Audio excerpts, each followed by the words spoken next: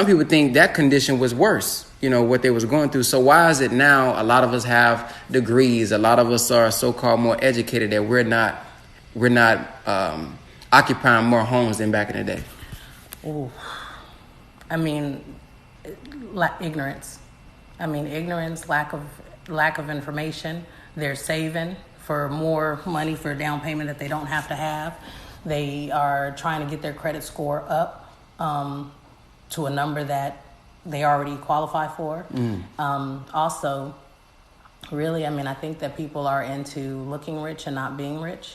So they're driving nice cars, they're having expensive clothing and everything else, and great luxury apartments or homes that they don't own, so they're buying somebody else's home.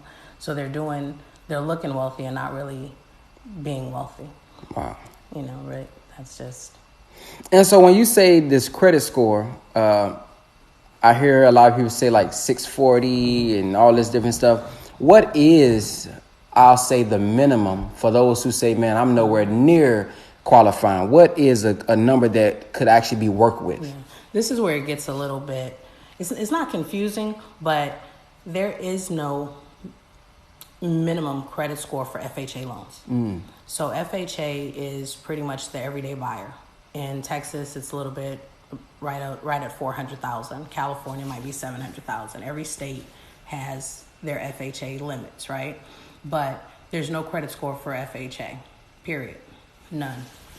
The banks, the lenders have an overlay. So they'll basically say, hey, I'll give you an FHA loan, but my limit is 550, my limit is 580, my limit is 600. But FHA doesn't determine that, the banks do. The magic number is about 620. If you have a 620, any bank should be able to lend for you on an FHA property. Some people can do it with 550, 580s, scores, 560. But there's more hurdles, There's more hurdles. It can be done, but there's more hurdles. But the reality is somebody who has a 580, they literally sometimes can do one thing on their credit report and jump to a 620 in 30 days.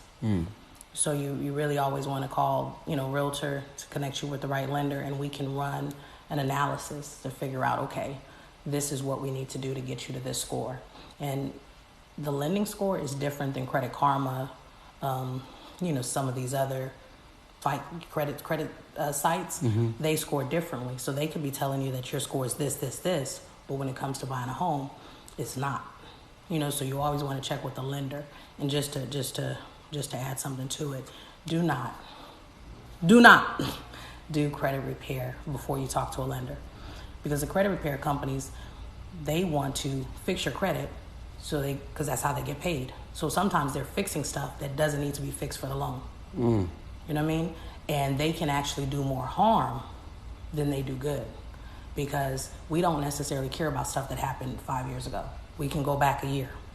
We don't care about all this other stuff. And by them going back, they could reawaken some stuff that we don't care about. They could also delete the best trade line, even though it had one late. It might have been your oldest trade line.